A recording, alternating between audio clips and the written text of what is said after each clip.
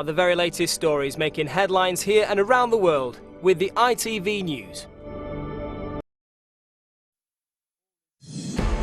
The House of Commons will finally decide in exactly 24 hours' time whether or not we should bomb Syria. Don't bomb Syria! No more war! But as protesters tipped onto the streets tonight, the arguments raged on. This has been a very deliberate and proper process. A cabinet meeting, legal advice, a proper motion in front of the House of Commons. Every MP has got to decide what they want to do tomorrow night. Do they want to authorise military strikes without knowing where they're going to lead to, without knowing what the end game is? It looks like David Cameron does have the numbers, but the situation remains fluid and the final aims unclear. Also on News at 10 tonight. From Paris to the prairies, President Obama may be ready to act on climate change, but not everyone back home is convinced. There is a north-south divide, and it's in our schools. And the woman who helped change the face of America, 60 years on from the bus boycott.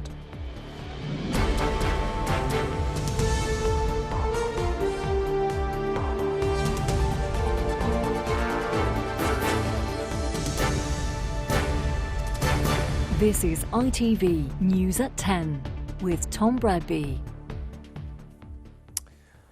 Good evening. This time tomorrow, Parliament will finally have its say on whether we should extend the air war against so-called Islamic State into Syria itself. If Mr Cameron does get his way, still tonight not absolutely certain, then bombing raids could begin within hours. In one sense, not much will change. We're already hitting IS targets in Iraq after all, and in another, everything will. Because whilst we know who we are against in Syria, we don't seem to have a very good grasp of who we're for. We'll look closely at the long-term implications in a moment, but first, the arguments still raging at Westminster. The demonstration by the Stop the War coalition was outside Parliament tonight, but the protest at the Commons moved next to the headquarters of the Labour Party, which explains in part why this is such a complex picture. They shouted "No more war," even though Labour is led by a man who used to chair the Stop the War campaign group. But tomorrow, Labour MPs and all the others will vote on this motion, which was approved by Cabinet today. It speaks of a direct threat to the United Kingdom. It says the military action is only one component of a broader strategy. But the military action it does propose will not involve UK troops in ground operations, it says. And there is a commitment to launch strikes exclusively against ISIL or IS targets. This has been a very deliberate and proper process. A cabinet meeting, legal advice, a proper motion in front of the House of Commons, 10.5 hours debate tomorrow in the House of Commons. And obviously we should think of our brave armed forces and their families. And while the Prime Minister thinks he will have a majority, Jeremy Corbyn told us this afternoon there is no hiding place for MPs. They have to take responsibility, he said, for the consequences of their decision. I'm appealing to them. You've got a big responsibility on your shoulders tomorrow. Are you going to send forces in to bomb, not knowing what the implications are? This authorises military action. That military action is going to kill civilians in Raqqa. It is going to create maybe some martyrs as a result of it. Do you think a terrorist attack is more likely if we bomb Syria? Obviously, the last thing we want is any terrorist attack, be it in Paris, Beirut or anywhere else. We don't want a greater target if we... Look, the legacy of all the wars, as President Obama has pointed out, has been that the effects have been quite dramatic all across the piece and have increased terrorist activity, not decreased it. So tonight, what are the chances of success for David Cameron? He wants what he's called a clear majority. A core 10 Tories, however, will not support him. The DUP will, as will the Lib Dems. They have 8 each. But the SNP will all vote against. Jeremy Corbyn wants all 231 Labour MPs to oppose the strikes, but it's thought around 60 Labour MPs will vote with the government. There's no disagreement across the parties that the threat from Daesh, from ISIL, from fundamentalism is grave. The question is whether bombing alone is the answer to that challenge. And there we think the Prime Minister has not been convincing. Much of the debate tomorrow may well centre on the government claim that there are 70,000 moderate ground troops in Syria. A senior general today explained why those numbers matter. We see them as being critical to preserve in order to avoid Syria becoming essentially a choice between Assad or ISIL. So in 24 hours' time, there will likely be another protest here, just as MPs queue up to vote for or against airstrikes in Syria. Chris Ship, News at 10. If or when the vote goes through tomorrow night, more RAF planes will be sent to bases in the region. Already on standby at RAF Akrotiri in Cyprus are the 8 Tornado GR4 jets which have been attacking so-called Islamic State in Iraq. So what will they be doing and what difference will they make? The call to strike ISIS in Iraq came in a request for help from the Iraqi government in September last year. Since then, the men and women of Operation Shader have carried out over 1,500 sorties and more than 300 strikes.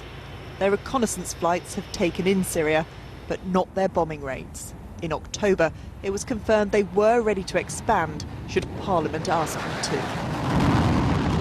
Regardless of the geography, the mission that we've been given to strike at ISIL, I'm confident that we have everything that we need to do that. There are currently 8 Tornado jets operating airstrikes in Iraq from the base. Whilst the MOD will not comment on specifics, they have made it clear they will be reinforced, with extra Tornadoes being brought in from their base at RAF Marham in Norfolk, as well as the faster and more agile Typhoon jet, currently based at RAF Coningsby in Lincolnshire and RAF Lossiemouth in northern Scotland. The coalition targeting ISIS is made up of more than 60 countries. However, the British bring the Brimstone missile.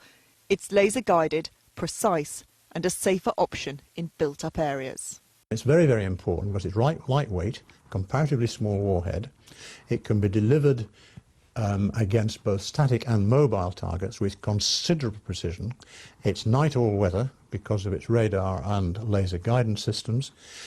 It means that the aircraft can fire a number of weapons on one pass, or it can fire one weapon and go and attack different targets. So it's very flexible. For now, this airbase in Cyprus is the British front line in the fight against ISIS in Iraq. Soon, it may well be the front line of the fight against them in Syria. No one here expects any assault to be quick, but they do say that the transition across the border would be seamless. Emma Murphy, News at 10, RAF Akrotiri.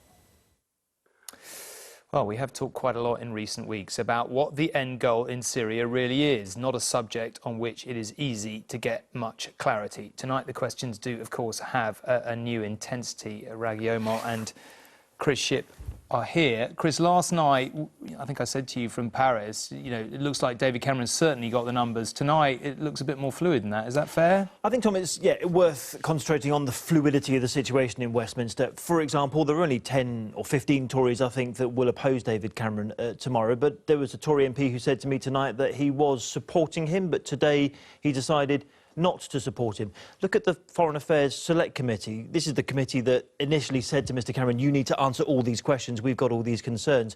The chairman thinks that David Cameron has answered all those concerns, but the committee split tonight and a majority of them said, actually, no, you haven't answered all their concerns. So there's the fluidity of the situation is quite amazing, and the Labour MPs clearly are still yet to make up their minds. And what's the temperature, essentially, the mood? The temperature is really quite fractious, and actually it's not been helped tonight. David Cameron met his backbenchers at what's called the 1922 committee, and he's apparently said to them in that meeting that those who vote with Jeremy Corbyn tomorrow are terrorist sympathisers. That's not the sort of language that's going to get those wavering Labour MPs on side, and I suspect he may regret that as tomorrow he presents his case, holds up this motion, and then obviously goes on to talk about this key issue, this 70,000 ground troops that he claims are in Syria. OK, well, Raghi, can I just put that to you? Because inside Westminster and outside, there's been a focus on who these 70,000 troops who are going to fill the vacuum supposedly are. Well, I was in Paris earlier today where President Obama was holding a press conference, and amongst his gathered entourage were huge numbers of national security and intelligence advisors, and I put that exact same question to them. Those who hadn't heard this figure scratched their heads, those who had just rolled their eyes. There is without doubt 70,000, more than 70,000. Not a very good response from our chief ally. Well, they tried it themselves. I mean, only a few months ago, the United States spent up to $600 million trying to do exactly the same thing of trying to construct a moderate Syrian army, training them, bringing them into Syria. It was an utter fiasco. The commander, Lieutenant General John Allen, who was in charge of Syria and Iraq for the United States, said the battlefield is a stalemate. There are 70,000, more than 70,000 moderates in Syria, but they're fractured and they're in different groups, and you can't construct them in a realistic time frame to pose a credible military threat to ISIS. And actually, the Defence Secretary was picking up on that very point today, Tom, when he gave evidence to the Defence Select Committee. He broke it down. He said there were 20,000 from the Free Syrian Army, 20,000, he said, in the south of the country, and then you've got this other 30,000. Didn't really explain who they were, but they are disparate groups. And the general that you saw in my report, the Lieutenant General Gordon Messenger, he said, actually, don't expect them to be suddenly standing outside Raqqa ready to rush in. They're there, but we don't really know what they're going to do if we do strike. But the other thing is that why introduce this question of the 70,000? Because there is a consistent strategic argument that David Cameron has put. We're under threat. We have to bomb from the air with our allies to show credibility. We can't put boots on the ground because it will be seen as an infidel Western army. So just leave it at that. But why introduce this issue, which seems to be a strategic chink in his armour? We will be talking about this, no doubt, tomorrow, probably for the rest of the week and for an awful lot longer beyond it, I would imagine. Now, whilst there are disagreements over Syria on all sides in Parliament, they are most divisive, I think it's fair to say, within Labour. It is not the first issue that has pitted Labour MPs against party activists and the leadership. But just how bad could it get for the party? With industries like mining and steel production running through its veins, Wolverhampton is old-fashioned Labour territory. Divisions over strikes in Syria then are not just causing rifts in Westminster, but in heartlands like this and beyond. The local MP who served under Gordon Brown will defy his leader tomorrow, despite risks to party cohesion. We've got differing views in the party. We have ended up in the position which I always thought we would on this, which is having a free vote on this decision. But I honestly think that having been through that debate for a few days and now got the position of having a free vote, it's time for everyone to focus on the substance here before us. The problem the party has is that many long-standing MPs, like Pat McFadden here in Wolverhampton and others across the country, are increasingly at odds with a new grassroots movement within Labour. It's a movement that many fear could end up splitting the party. They're the far-left anti-war Labour activists. Many are part of a new group, Momentum. One is uncompromising about Jeremy Corbyn's moderate colleagues. He might have to reselect the shadow cabinet, because clearly most Labour Party members, and I think it's more than the 75% that they polled, are opposed to bombing. Labour have, of course, been through similar divisions in the past. Alerts to the left in the early 1980s tore the party apart, ending in 4 members forming the Social Democrat Party. Is it today in similar radical territory? I think politics is very different nowadays. There's much more of an appetite for consensus politics, and that extends throughout the party in many respects. And certainly the leadership is very committed to that approach. And for those reasons, I don't think we are seeing what we saw in the 1980s. So no splits anytime soon? I don't think so, no. But one veteran of the new Labour days does fear for his party's future. And we have to make sure that, you know, we come through this, these differences of opinion in a united way. Wolverhampton City Council's motto is "Out of darkness cometh light." With the Syria vote tomorrow and a by-election 24 hours later, the party may need to turn for similar guidance. Emily Morgan, News at 10 in Wolverhampton. While Britain decides whether to get more involved in the air war against Islamic State, the exodus from Syria and from other countries in conflict, for that matter, continues. The number of refugees and migrants arriving in Europe by sea has reached well over 800,000, 4 times as many as last year. Syrians made up by far the largest group. The figure for last month was more than 140,000, down from 220,000 in October, in part because of the worsening weather, but still, plainly, an enormous number of people making a very perilous journey, and a reminder of the acute nature of the problem. At the climate conference in Paris, the political oratory is over and the hard grind of talks has begun. President Obama left Paris today with one last flourish about reaching a climate change deal. "I'm optimistic," he said. "I think we're going to solve it." He said he believed his successor would stick to it, even if the next president was a Republican. Though perhaps not if it turns out to be Donald Trump, but that's a whole different discussion. The most persuasive argument for combating global warming was, Mr. Obama said, the cost of the damage weather extremes can cause. As he heads back to the United States, those weather extremes are not convincing everyone at home that climate change is to blame. Oh my God, oh my God. America is currently enduring both severe flooding and an extreme drought. A paradox that is only fueling a national debate about whether this is climate change in action or just the natural cycles of the planet that have occurred for millennia. For years, America was seen as the world's great polluter, a nation that cared little for lowering its carbon footprint, with successive administrations unwilling to show any climate change leadership. But how that has changed. Emissions are now falling fast, down more than 10% in a decade, partly due to an expansion in renewable energy. This is a vast wind farm we saw in California. But the breakthrough is mainly because of a revolution underground. For fracking has become a stunning and unexpected success story, tapping lower carbon natural gas as a major fuel, helping America reduce its emissions. I don't buy into it at all. Not at all. But there remains an issue that may yet torpedo US leadership in climate change. For to visit the Great Plains is to realize there are many here who do not even believe climate change is real. Cotton farmers like Danny Davis, who regard the Paris talks as a complete fraud. To me, it's the biggest scam and phobia that's been perpetrated on the world since the devil. It always rains and it always gets dry again. And it's always hot, it'll always get cold again. We plant multiple species of plants here. But his friend and fellow farmer Jimmy Emmons says that is dangerous nonsense. America must wake up to the causes of recent extreme weather. You can't ignore something that's happening. If you do, you're going to be the dinosaur that's not here no more. Danny and Jimmy are two farmers in the American heartland, good friends who utterly disagree on whether climate change is real. And yet a few generations ago, Oklahoma showed that a combination of human folly and extreme weather can devastate a society. The topsoil of the country was blowing away. The Dust Bowl years overwhelmed the prairies. An extreme drought exacerbated by poor farming practices. Scientists warn that what happened across Oklahoma in the 1930s could be just a foretaste of what will occur if global warming is not reversed. But is the US doing enough to avoid a similar outcome? The negotiations in Paris are crucial, but so too will be persuading ordinary Americans that climate change is not a hoax, but a genuine danger. Robert Moore, News at 10, Oklahoma. The government has insisted repeatedly that it is doing something about the north-south economic divide. You may recall the idea of the northern powerhouse, but it seems as though the division may be ingrained from our school days. Ofsted's annual reports found most failing secondary schools in England are in the north or the Midlands.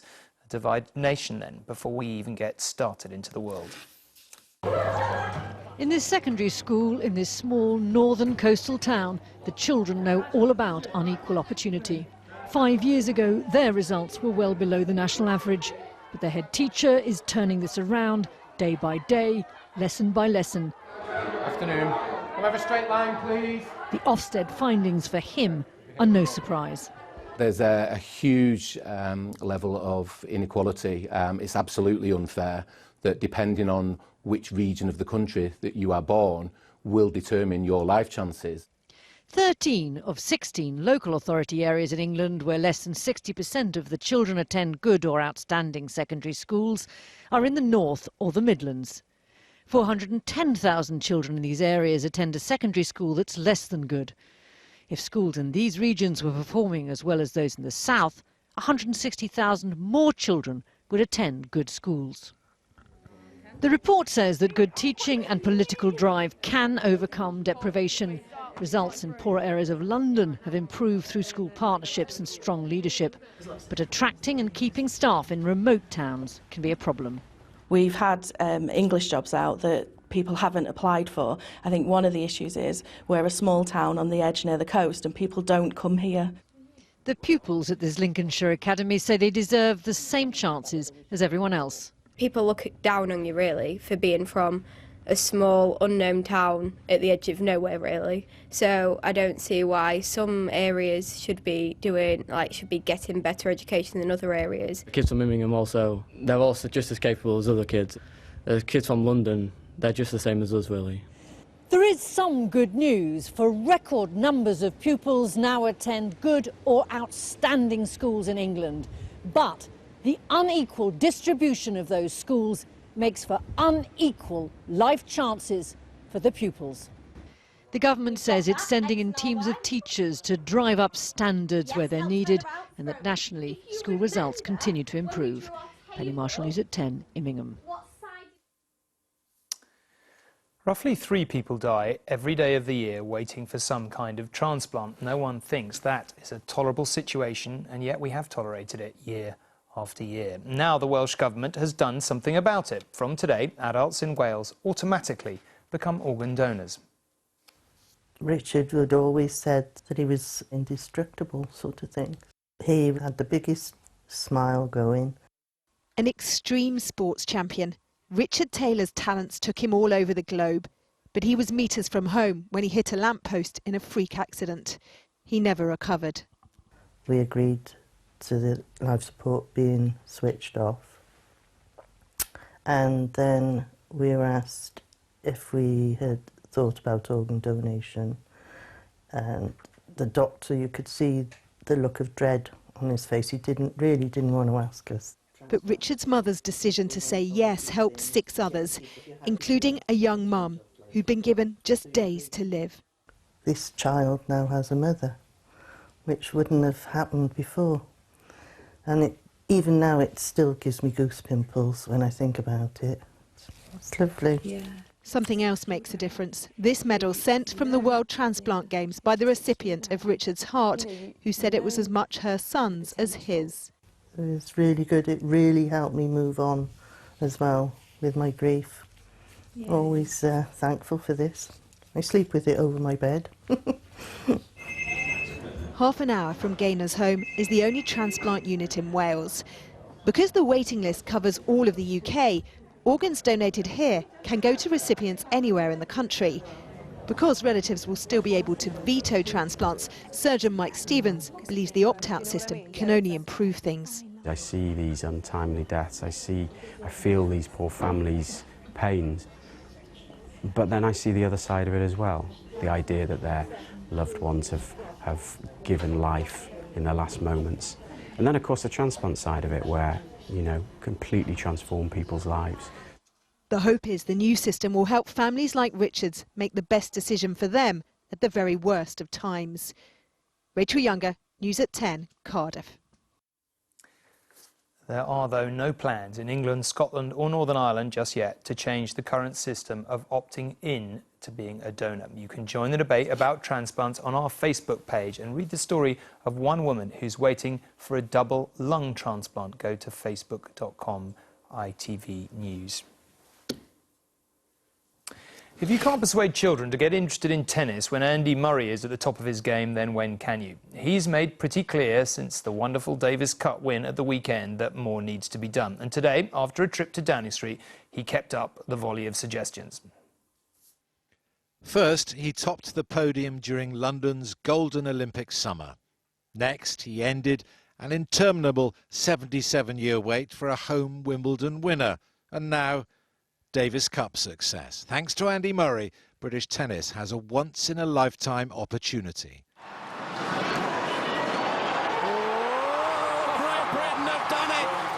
It is an opportunity it cannot afford to squander. The reality is, if you take Murray away, as things stand, British tennis would slide back into mediocrity in an instant. Now's the time to get people involved, to keep them in the clubs or on the courts, whatever it is, and keep that momentum through, because we never know when this might happen again. At the time of Murray's Wimbledon win, almost 900,000 people were playing tennis once a week. Despite increased budgets and heavy investment from the Lawn Tennis Association, who run the game, In the last 2 years, that figure has dropped by 10%.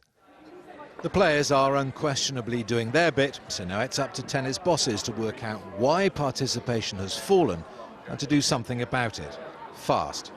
You want to get as many kids playing tennis as possible. You need to make it very accessible. Tennis is not a cheap sport in this country right now, and you know, the cheaper it is, the more kids are going to be able to play. Try to introduce it into schools a lot more, to give kids the opportunity to play from a young age, and that'd be a good start. Tennis is very seldom part of the sporting conversation in the winter, which makes capitalising on its moment in the limelight even more pressing. Steve Scott, News at 10. If you ever want to know what difference politics can make, this is maybe a useful reminder. 60 years ago, Rosa Parks sat down on a bus in Montgomery, Alabama, and refused to get up. The trouble was that she was black and a white man wanted her seat. She was arrested, and the rest is history, and quite some history it is. She later said she was tired, simply tired of giving in. But when Rosa Parks refused to get up from her seat 60 years ago, so a white man could sit because he was white, she helped change America. The Montgomery bus boycott, which followed her arrest, lasted a staggering 382 days. Many of the state's black residents walked to work, some for 20 miles or more, an inspiring protest against prejudice, of which Parks became the figurehead. In Montgomery today, they staged a public reenactment of her arrest to honour her stand. You're under arrest, disorderly conduct. Alabama. You know better than this. Why But you it would causing all this trouble? ignite. Come on, move. right. Move. This ain't right. And some of the country's best-known politicians came to pay their own tributes. Even as we celebrate all that our country has achieved in the past 60 years, we must, in keeping with the legacy of those who have gone before, look to the future and the work that is left to do. The rap singer Jay-Z once wrote that Rosa Parks sat so Martin Luther King could walk, so that Barack Obama could run. A trite summary, perhaps, but a reminder of one fact at least. All this happened not very long ago. And perhaps a second too, that politics can change the world. 60 years on from the events in Alabama. Now, looking ahead to tomorrow, it is, of course, as you've heard, the big vote in Parliament whether to extend RAF airstrikes on Islamic State targets to Syria. The debate starts at 11:30 in the morning. It'll be a long day.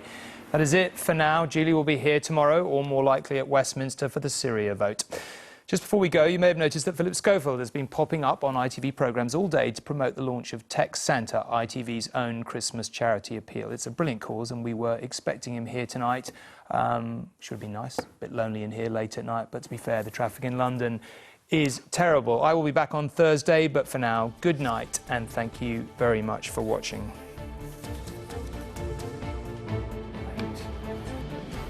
That's what I call a sweater. Well, I know traffic's terrible, but I thought we were going to...